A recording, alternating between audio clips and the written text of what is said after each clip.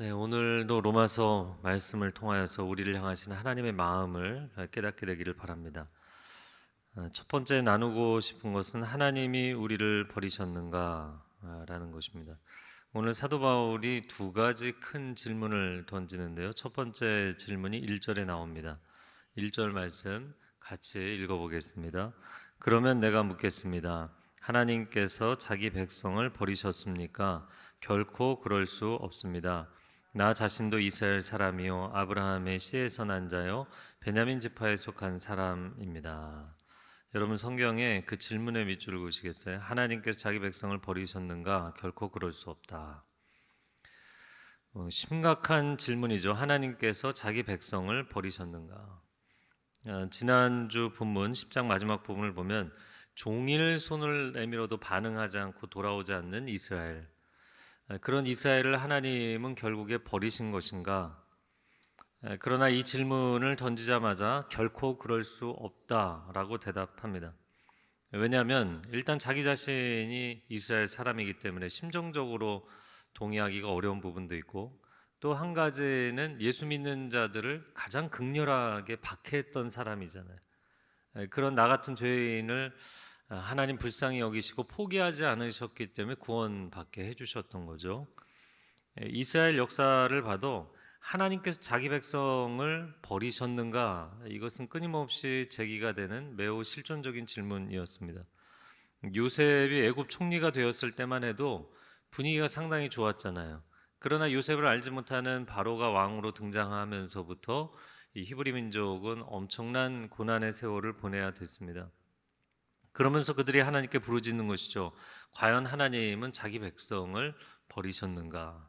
결코 아니었기 때문에 모세를 보내셔서 출애굽시키신 것이죠. 그뿐이 아닙니다. 이 남유다가 하나님 앞에 불순종하고 우상 숭배를 일삼고 그러다가 예루살렘 성전까지 다 회파되고 남유다의 사람들이 전부 바벨론으로 포로로 끌려가게 됩니다. 그때 그들이 하나님께 질문하게 된 건, 하나님 과연 하나님의 백성을, 자기 백성을 포기하셨는가? 하나님이 계신 성전, 하나님의 집은 무너질 수 없다고 생각했어요. 그래서 그들의 신앙관, 세계관에서 도저히 일어날 수 없는 일이 일어났던 것이었어요. 그러나 하나님은 자기 백성을 결코 포기하지 않으셨죠. 70년 만에 돌아오게 하십니다. 그러면 모르드게와 에스더처럼 고국으로 돌아오지 않고 바사, 페르시아 제국에 남아있던 유다인들, 이 사람들이 한 300만 명이 됐는데 악인 하만의 괴계에 말려들어서 이들이 다 죽을 상황에 처했잖아요. 그러면 과연 하나님은 자기 백성을 잊어버리셨는가? 그러나 결코 하나님은 자기 백성을 잊어버리지 않으셨다. 그래서 하나님이 놀랍게 그들을 건져주신 사건이 에스더서에 나옵니다. 자, 바울이 그래서 한 가지 예시를 오늘 본문에 드는데요. 2절에서 4절 말씀 같이 읽어보겠습니다. 하나님께서는 미리 아신 자기 백성을 버리지 않으셨습니다. 여러분은 성경이 엘리야에 관하여 말한 것을 알지 못합니까? 그가 이스라엘을 고발해 하나님께 호소하기를 주여 그들이 주의 예언자들을 죽이고 주의 제단들을 부수었습니다. 오직 저만 남았는데 그들이 제 목숨도 찾고 있습니다. 라고 했습니다. 그러나 하나님께서 그에게 무엇이라고 대답하셨습니까? 내가 나 자신을 위해 바알에게 무릎을 꿇지 않은 7,000명을 남겨두었다라고 하셨습니다. 네, 엘리야의 예를 듭니다. 열왕기상 18장의 갈멜산 위에서 불로응답을 받아 이 바알의 제사장들에 대해서 놀라운 영적 승리를 거두게 됩니다. 그런데 뭐 승리의 찬가를 부른 지 하루도 안 되어서 이세벨, 악한 왕비 이세벨이 엘리야를 죽이겠다고 난리를 칩니다. 그래서 엘리야가 광야로 도망가서 하나님 저의 목숨을 이제는 가져가십시오. 이런 우울한 기도를 합니다. 하나님이 그를 하나님의 산 호렙에 부르셔서 그와 대화를 하시는 내용이 이제 오늘 본문에 담겨 있습니다. 주님, 저들이 예언자들을 다 죽였고 저 혼자 남았는데 저도 죽이려고 합니다. 여러분, 이 최고의 영적 승리를 거두었던 엘리야가 왜 갑자기 죽고 싶어 했을까? 왜 갑자기 자신의 목숨을 하나님께 가져가 달라고 했을까? 제가 엘리야에 대해서 이렇게 묵상을 해보니까 자신이 그렇게 열정적으로 헌신하면 하나님께 세상을 바꿔주실 줄 알았거든요. 근데 세상이 바뀌지 않는 거예요. 여전히 어둡고 여전히 패역한 그 세상을 바라보면서 하나님의 유기, 하나님의 디저션, 하나님이 우리를 버리셨는가 이런 것을 느꼈기 때문이었어요. 하나님이 과연 우리를 포기하셨는가? 하나님이 과연 이 나라를 포기하셨는가? 그때 느껴지는 절망감이죠. 하나님이 포기하셨다면 내가 아무리 애를 쓴들 소용이 없기 때문이에요. 그런데 예수님께서도 하나님의 구원 계획을 완성하기 위해 십자가를 지시게 되었는데 왜 십자가를 지시는지 예수님은 너무나 정확하게 알고 계셨던 거잖아요. 그럼에도 불구하고 그 십자가의 극한 고통 가운데 하나님께 이렇게 부르짖습니다. 엘리 엘리 라마 사박다니, 나의 하나님 어찌하여 나를 버리셨나이까. 왜 나를 버리려고 하십니까가 아니라 이미 나를 버리셨군요. 어떻게 나를 버리실 수 있습니까? 물론 예수님이 아버지의 뜻을 모르시는 건 아니었어요. 그러나 감정적으로 너무나 고통스럽기 때문에 외치신 거죠. 십자가 위에서 예수님은 아버지 하나님의 유기를 경험하신 거예요. 왜냐하면 하나님이 예수님을 붙잡아주고 싶지만 예수님을 붙잡아주면 죄인인 저와 여러분을 포기하셔야 되는 거예요. 그래서 저와 여러분을 포기하실 수 없기 때문에 하나님의 아들의 생명을 포기하신 사건, 그게 십자가입니다. 존 스토트는 그리스도의 십자가에서 그 순간에 아들이 부르짖는데 하나님이 얼굴을 돌려 외면하셨다 이렇게 표현합니다. 성도 여러분, 우리가 엘리야만큼은 아니어도 예수님만큼은 아니어도 우리를 세워서 부르신 자리에서 나름 최선을 다했는데 아무것도 변하지 않으면 벽에 부딪히고 바닥에 떨어지는 거죠. 그때 느껴지는 영적인 외로움이 있고 그때 느껴지는 영적인 분리불안이 있어요.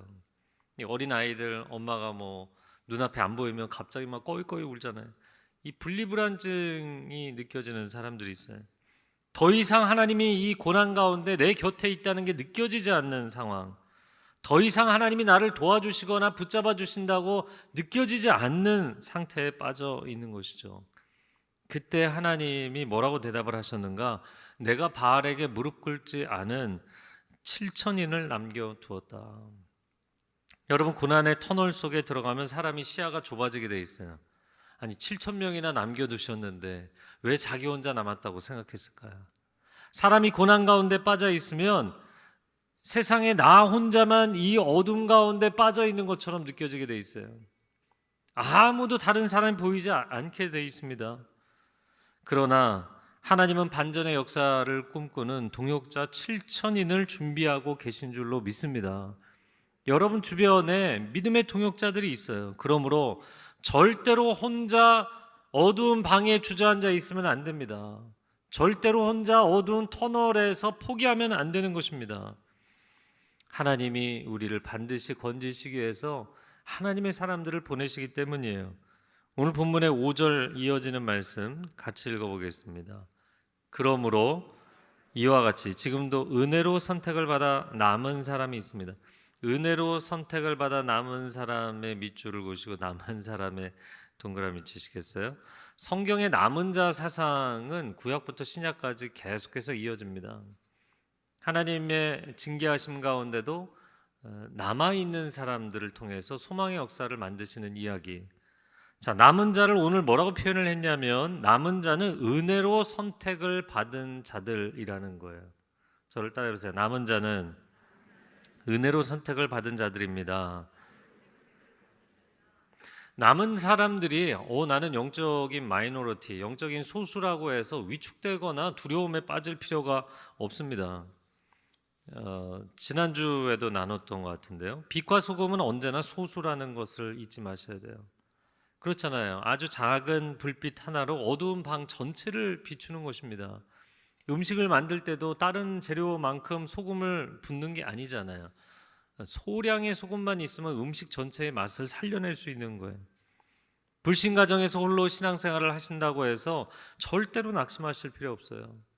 반기독교적인 그런 어떤 기업의 정서 가운데 혼자 신앙생활을 하고 있다고 해서 위축되실 필요가 없어요. 여러분이 그곳에 소수로 있는 것은 두 가지 의미에서 남은 자로 있는 것이기 때문입니다. 첫 번째, 남은 자는 하나님의 심판을 피한 사람들을 의미합니다. 두 번째, 남은 자는 세상을 변화시킬 하나님의 소망의 존재이기 때문에 여러분을 거기 남겨두신 거예요. 마치 노아의 가족과 같은 것이죠. 전 지구적인 홍수 심판으로 세상을 징계하셨는데 유일하게 노아의 가족만 살아남았잖아요. 여러분, 그러면 노아의 가족이 어땠을까요? 그냥 마냥 행복했을까요? 온 세상이 폐허가 되어 있는 위에서 다시 뭔가를 해야 되는 그 부담감과 우울함과 외로움, 왜 우리만 이런 혹독한 시대를 살아가야 됩니까? 이런 원망도 있었겠죠. 그런데 그게 아니에요.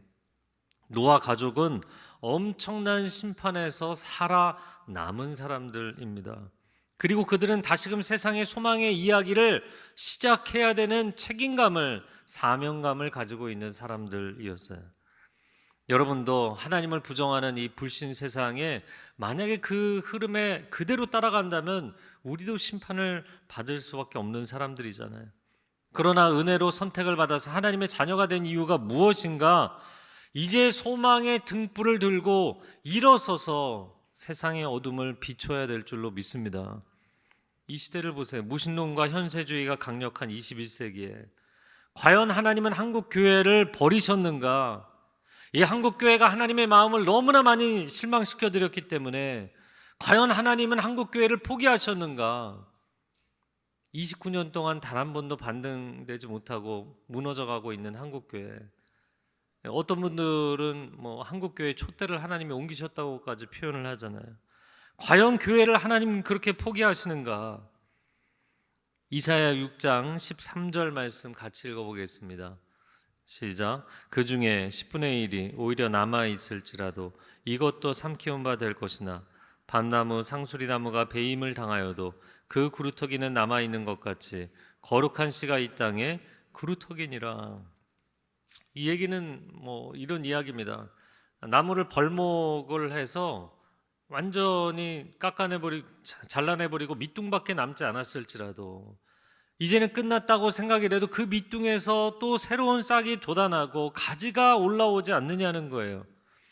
그런 것처럼 여러분, 하나님은 하나님의 백성들을 다시 살리실 줄로 믿습니다. 하나님은 하나님의 교회를 결코 포기하지 아니하시는 줄로 믿습니다. 이어지는 7절과 8절을 제가 읽어보겠습니다. 그러면 무엇입니까? 이스라엘은 자기들이 찾던 것을 얻지 못했습니다. 오직 택하심을 받은 사람이 얻었고 나머지 사람들은 완악해졌습니다.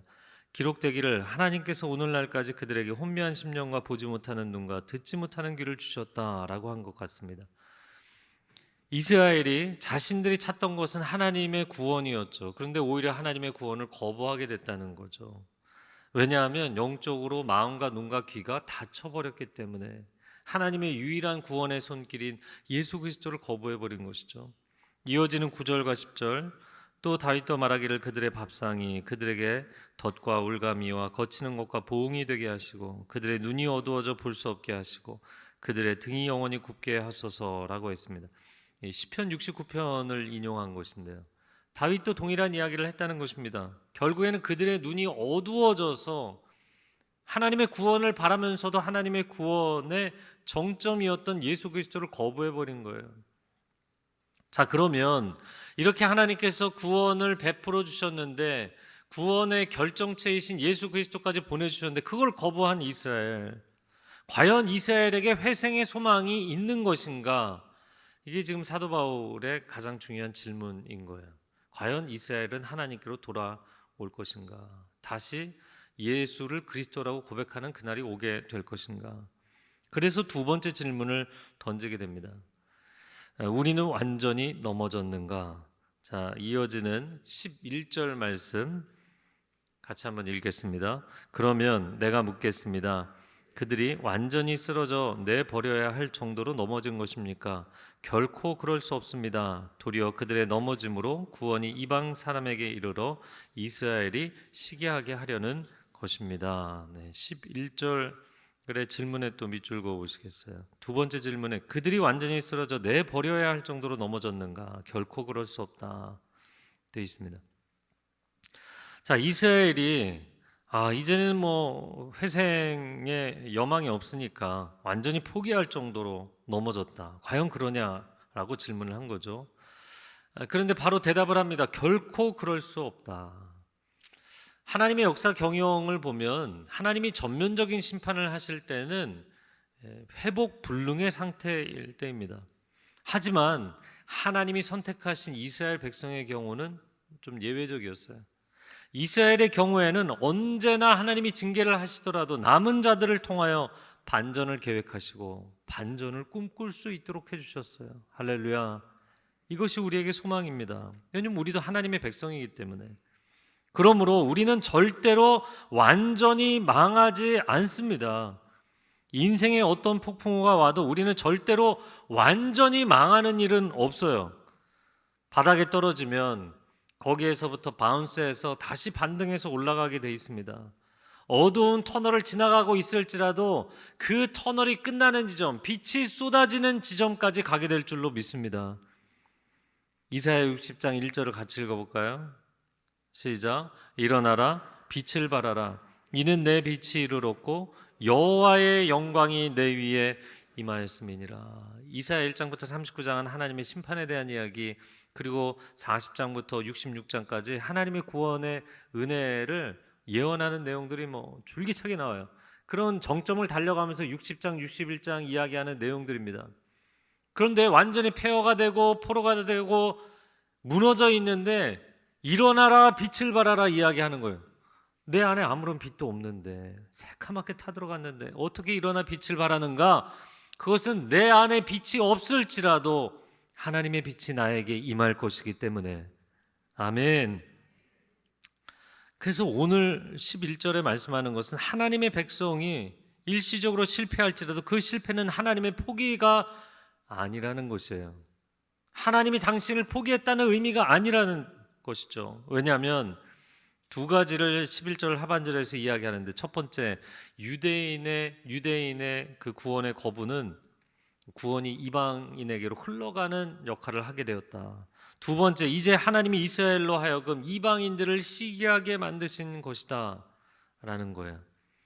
자, 하나의 실패를 통해서 또 다른 구원의 문을 여시는 하나님, 여러분의 가정 가운데, 기업 가운데 그 하나님의 반전의 은혜가 체험되기를 축복합니다. 물줄기는 스스로 길을 찾아가는 것이잖아요. 물을 이렇게 땅에 부어보면 낮은 곳으로 흘러가죠. 그러니까 좋은 땅이라고 생각했는데 그쪽은 높으면 물줄기가 그쪽으로 가지 않고 다른 쪽으로 간다고요. 그렇게 메말랐던 땅에 물이 흘러들어가면 싹이 나고 꽃이 피고 열매를 맺는 거예요. 그 사람들이 처음에는 의아해할 수 있죠. 이게 뭐지? 원래는 여기가 논밭인데 이 논밭이 땅이 낮아야 물줄기가 들어가는데 높아서 거기는 오히려 메마른 땅이 되고, 버려졌던 땅이라고 생각했던 곳에서는 놀라운 열매가 맺히고 추수가 생기는 거예요. 하나님이 그렇게 이방인들을 존귀하게 세우시고 하나님의 구원을 체험케 하셔서 그 이방인들이 이스라엘 사람들을 시기하게 만들어 그들이 돌아오게 하실 것이다. 저를 한번 따라해보세요. 하나님은 반전의 하나님이십니다. 아멘. 하나님은 그런 반전을 일으키신다는 거예요. 그 내용이 오늘 본문의 12절과 15절에 나옵니다. 12절, 15절을 읽어보겠습니다. 시작. 그들의 넘어짐이 세상의 부요함이 되고 그들의 실패가 이방 사람의 부요함이 됐다면 그들의 충만함은 얼마나 더 큰 부요함을 가져오겠습니까? 하나님께서 그들을 버리신 것이 세상의 화목이 됐다면 하나님께서 그들을 받아들이시는 것은 죽은 사람 가운데서 살아나는 것이 아니고 무엇이겠습니까? 하나님은 반전의 하나님이시라는 거죠.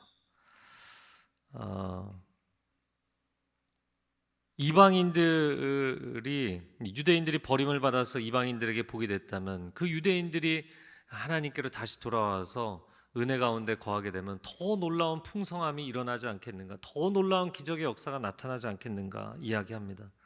우리가 영화나 소설을 볼 때 반전에 반전이 있다는 이야기를 하잖아요. 하나님이 역사를 경영하시는 섭리에도 계속해서 이어지는 반전의 히스토리입니다. 세상의 강대국들을 다 놔두시고 가장 미약한 이스라엘을 선택하신 것도 반전의 은혜였습니다. 그런데 그 이스라엘이 선민의식에 빠지고 교만에 빠져서 버려졌다고 생각했던 이방인들이 예수님을 믿고 구원받게 된 것, 이것도 또 반전의 은혜였던 거예요. 그런데 이제 마지막 역사의 때 완전히 버려진 줄 알았던 그 이스라엘 사람들이 회복이 되어서 예수님을 믿고 돌아오게 되면 또 다른 반전이 준비되어 있는 것이다. 그러니까 여러분, 이것은 하나님께서 교만한 자는 낮추시고 겸손한 자는 높이시기 때문에 끊임없이 반전의 역사가 이어지게 되는 거예요. 요즘 월드컵 경기가 진행되고 있잖아요.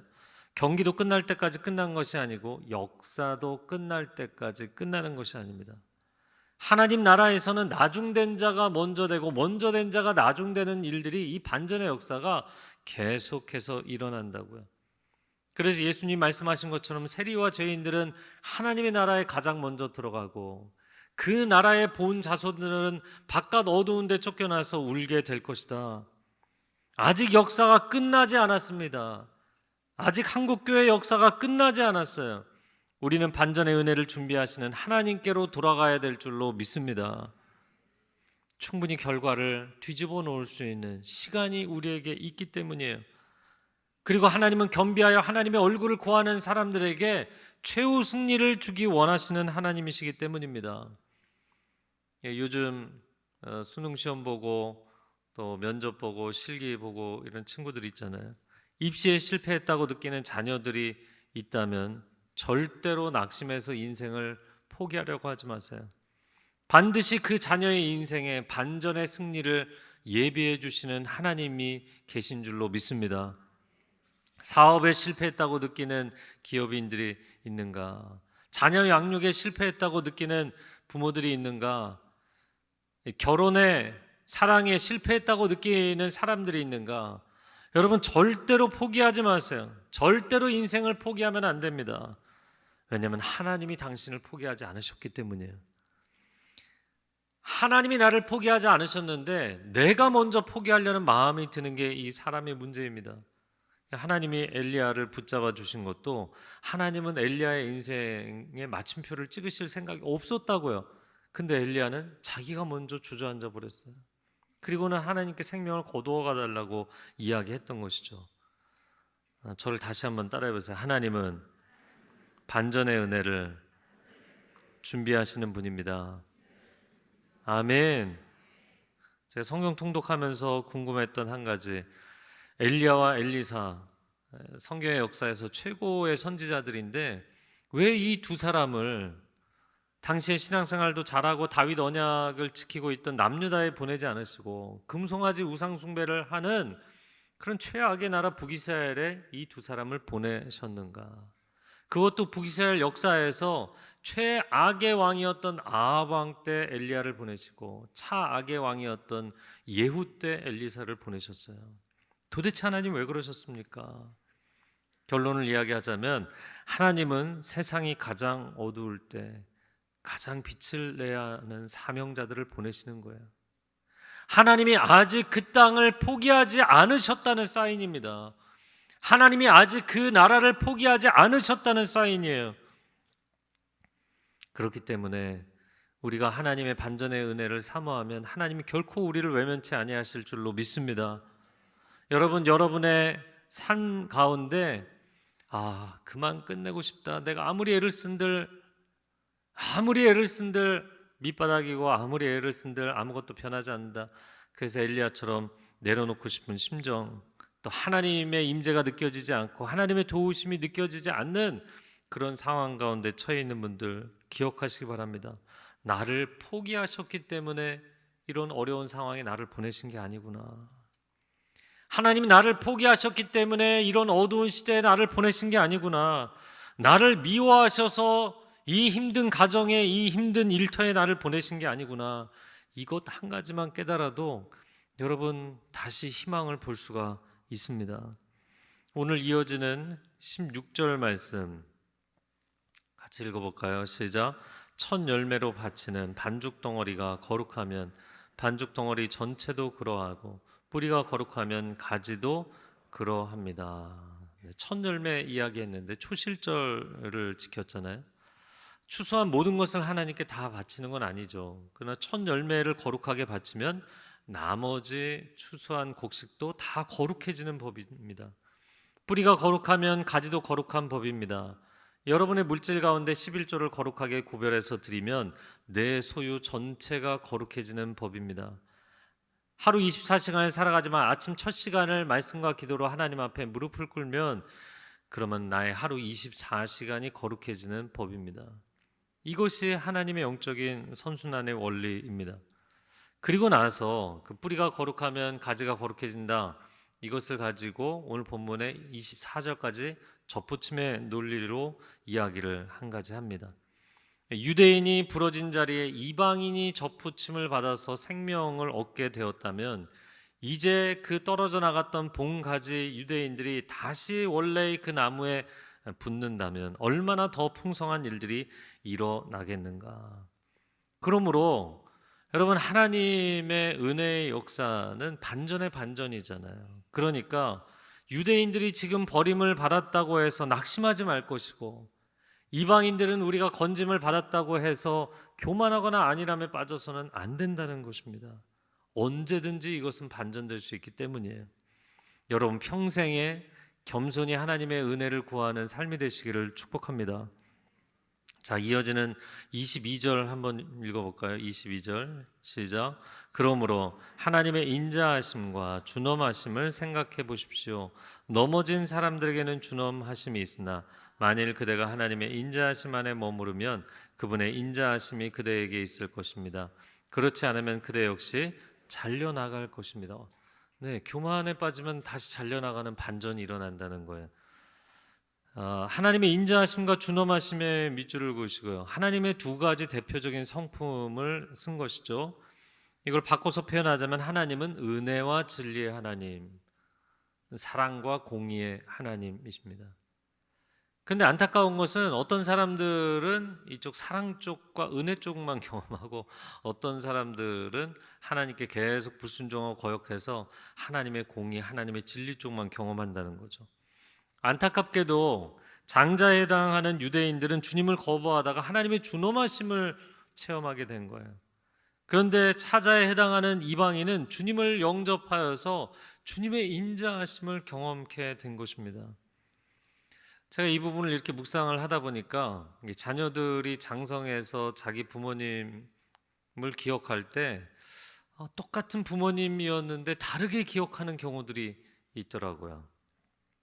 그게 물론 부모님이 자녀들을 다르게 대했다 그러면 또 이유가 되겠지만 그런 게 아니라 모든 자녀들을 똑같이 대했는데도 자녀가 다르게 기억하는 경우가 있어요.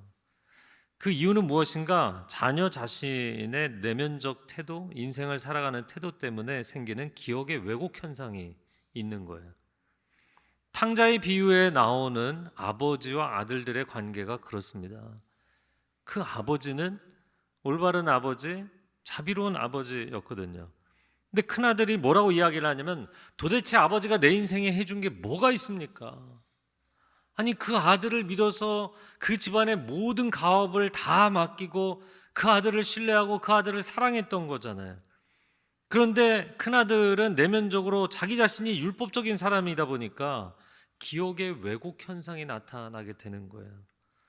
여러분, 자녀들이 그렇잖아요. 99가지 은혜를 받은 것을 기억하는 게 아니라 한 가지 억울했던 거, 이거 그냥 기억하는 거잖아요. 여러분이 인생의 고난의 상황에서 도대체 하나님은 왜 나한테만 이러십니까? 하나님의 준엄하심, 하나님 피해갈 수 없이 나를 괴롭히시는 분, 이렇게 기억하고 계시다면 지금까지 베풀어 주신 그 헤아릴 수 없는 은혜를 다시 기억하고 고백하는 입술이 될 수 있기를 바랍니다. 지금의 고난은 은혜의 비상을 이루기 위한 반전의 발판이 된다는 것을 잊지 마세요.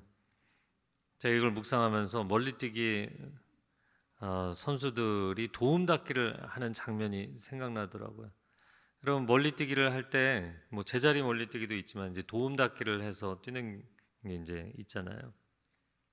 근데 이 선수들이 뒤로 더 멀리 가면 갈수록 자신이 더 멀리 더 높이 비상하는 데 도움이 되는 추진력을 얻게 되는 것입니다. 그래서 인생의 고난은 영적인 비상을 위한 도움닫기라는 것. 고난을 그냥 고난 자체 안에서 그거 바라보다가 무너지면요, 너무너무 큰 손해인 거예요. 왜 내가 이렇게 뒤로 물러서야 되는가? 그 고난의 시간을 하나님을 원망하고 사람들을 원망하고 자기 자신을 비하하며 사는 것이 아니라 그 고난의 시간이 영적 비상을 준비하는 도움닫기가 될 수 있기를 주님의 이름으로 축복합니다. 하나님은 우리에게 그렇게 반전의 시간을 준비하고 계시다는 거예요. 우리가 하나님을 신뢰하고 그 하나님이 주신 약속을 믿음으로 선포하고 나아가면 고난 가운데 주저앉는 것이 아니라 더 힘차게 달려갈 수 있는, 그리고 영적인 비상을 체험할 수 있는 하나님의 사람들이 될 줄로 믿습니다. 함께 기도하겠습니다. 우리가 손을 모으고 기도할 때, 하나님, 인생에 숨이 차고 버겁고 주저앉고 싶은 그런 상황 가운데 있는 성도들이 있다면 주님 붙잡아 주시기를 원합니다. 그렇게 주저앉아 있는 우리 자녀들이 있다면 주님 격려해 주시기를 원합니다. 하나님은 우리가 다시 비상하기를 원하십니다. 하나님은 우리가 이 고난의 상황 가운데 믿음으로 도움닫기를 하여서 하나님의 은혜의 창공으로 날아오르기를 원하시는 줄로 믿습니다. 여호와 하나님을 갈망하는 자가 독수리의 날개치며 올라간 같은 영적 비상을 체험할지어다. 주님, 우리 가운데 그런 믿음의 선포가 있게 하여 주옵소서. 함께 통성으로 기도하겠습니다. 사랑하는 주님, 도의 귀한 성도들 한 사람 한 사람, 한 가정 한 가정을 붙잡아 주시고 이를 섬기는 일터와 기업 가운데 하나님의 은혜를 더하여 주시고 성령 하나님 기름 부어 주시고 역사하여 주시고 격려하여 주셔서 우리의 마음 가운데 포기하거나 타협하지 아니하고 하나님의 약속을 붙잡고 나아가게 하여 주옵소서. 하나님은 하나님의 백성들을 결코 포기하지 아니하십니다. 하나님은 하나님의 백성들을 절대로 버리지 아니하십니다. 우리가 때로는 어리석어 실수하고 실패하고 무너지는 일이 있을지라도 하나님 완전히 버릴 정도로 무너지지 않습니다. 우리는 다시 일어설 것입니다. 다시 전진할 것입니다. 어두운 터널을 지나서 빛이 쏟아지는 그 자리까지 나아가도록 하나님이 우리를 도우실 것입니다. 하나님의 백성들이여 강하고 담대할지어다. 강하고 담대할지어다. 일어나 빛을 발하라 말씀하시는 주의 음성을 듣게 하여 주시옵소서. 사랑하는 주님, 감사합니다.